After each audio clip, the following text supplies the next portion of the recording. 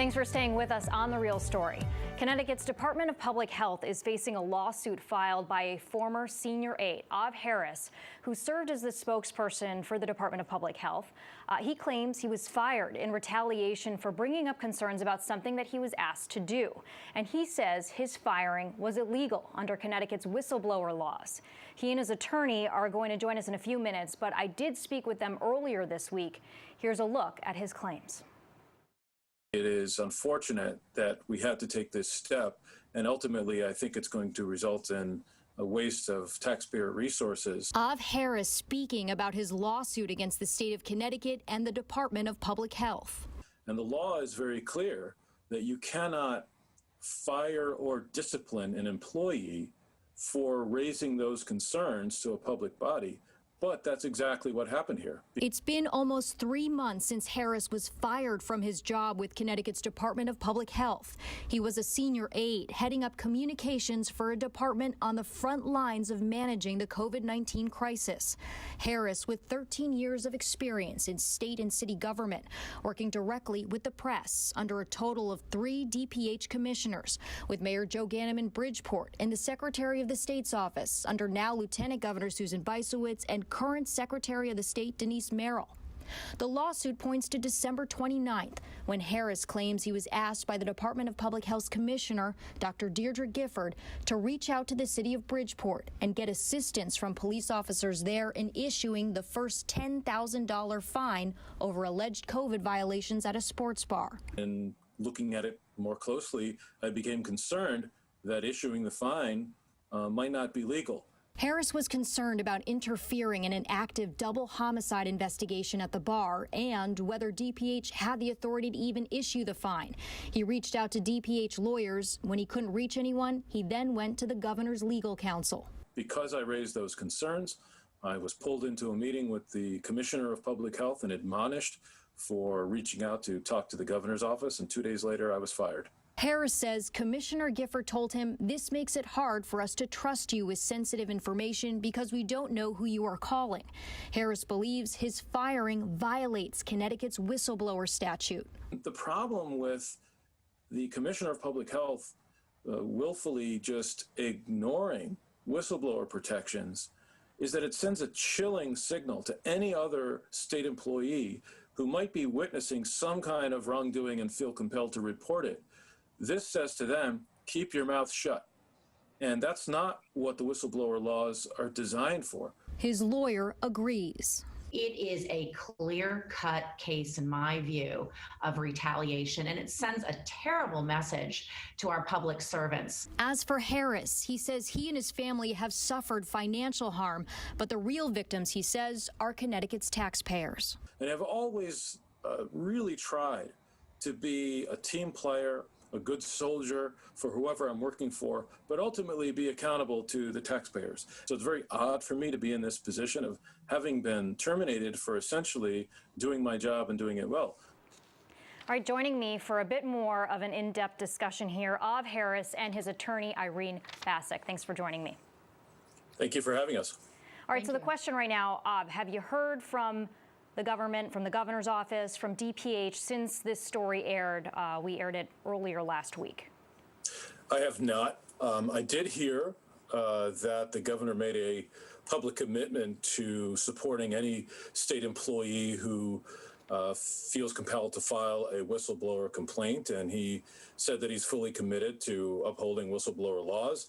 And I would say if that is the case, then we should hopefully expect to hear from the governor's office or from the state to resolve this matter, because if you truly do support the laws that protect whistleblowers from bringing concerns about potentially things that are improper or illegal, then obviously my termination was illegal and there should be a negotiated solution to this issue. What made you contact her right away? Well, I was notified on New Year's Eve at the end of the day that I was going to be terminated from my position at the Department of Public Health after almost 2 years. And the commissioner, in informing me that she was going to terminate me, gave me a choice if I was going to be terminated or I could have the choice to resign. And she also said she needed to know by the following Monday. So New Year's Eve was a Thursday, and then it was New Year's Day on Friday. And I think on Saturday of that weekend, I called Irene on the advice of a good friend of mine who also needed legal representation. In speaking to Av, my assessment of the matter was that he was being retaliated against for having spoken up about potentially illegal conduct that implicated not only DPH, but also could implicate him personally. And he was doing the right thing. And so our goal was to make sure that the DPH understood that they were going down into an area that would violate the law, but also would send a very terrible message to our public servants, especially those who speak up and try to get ahead of illegal activities. And so we did reach out to the governor's office. We did reach out to DPH, and we have heard nothing as far as any kind of corrective measures that they would be willing to take to, right this wrong. Interesting. All right. So since we're a little bit tight on time, too, I want to make sure to get into this because, Ab, you spoke on WTIC radio to my former colleague, George Colley, as well as Todd Feinberger, about certain decisions that were made. I mean, you were in this high-profile position during a pandemic, the Department of Public Health. You were in charge of messaging, right, and communicating what was going on. So you, I would assume, would have been in the room for a lot of very important decisions. And you said that some of them were politically motivated, some of the decisions surrounding the pandemic and the state of Connecticut. Particularly, you were talking about the travel advisory. So I think it's important for you to explain this to us. Well, I also just want to clarify, at that point during the pandemic, there was no everybody inside the room. We were all working remotely, right? And so everything was through video conference. And some decisions I was in the room for, but some I was not. Now, I was not in the room for that particular decision. And the comments I made on the radio were really my opinion based on my observations of what happened. Now, what happened with the travel advisory was that at some point late in the summer, late July, I remember very clearly there were questions about whether or not Connecticut was going to take the step of requiring people coming into the state to self-quarantine if they were coming in from areas that were of higher density for COVID-19. And one of our people in our epidemiology and infectious disease section, who is very knowledgeable, gave an interview that I set up that said, we don't really need to do that because there is no greater risk scientifically to anybody coming in from different parts of the country. And lo and behold, a week later, Connecticut announced a self-quarantine requirement for people to fill out a travel form when they came back into Connecticut. And it was a joint action with New York and New Jersey.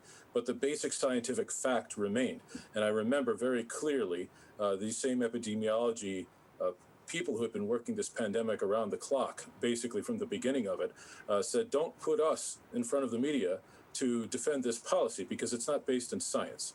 There are other factors at play here. And my assessment was, and again, I wasn't in the room for this decision, but my assessment was this was done for political reasons to show that the governors of New York, Connecticut, and New Jersey, who were handling COVID better than their counterparts in Florida or Texas or North Carolina or elsewhere, were going to make travelers coming in from other areas go through self-quarantine, and this was going to make them look tough. And that's my assessment. I wasn't in the room for the decision, but I was part of that discussion. And again, it's just my opinion. So you didn't witness conversations saying, we want to band together to make, I would assume, Republican governors look bad? No, I again, like I said, I was not in the room for the decision. This was not something I'm reporting as a matter of fact. It was my assessment and my opinion based on the conversations I was having and the very clear statement to me by the scientists who know best that there was no greater scientific risk, epidemiological risk, to people coming in to Connecticut from other states. And in fact, when you looked at what happened with the travel advisory, we were putting up every week a map of states that were red if they were high for COVID and green if they were below a certain threshold. And lo and behold, after a few weeks, the entire country went red because the numbers were going up everywhere. And so, again, the scientists were correct. All right. Av Harris, Irene Basak, we've run out of time, but I really appreciate you coming on and kind of going a little bit more in depth and also explaining some of the stuff that you said, because it's important for us to understand it. Please keep us updated. Will do, Jen. Thank you so much. Appreciate it. We did reach out to DPH and the governor's office. They said they are not commenting on pending litigation. That does it for us on The Real Story. If you want to watch these segments again, head to fox61.com. Have a great morning.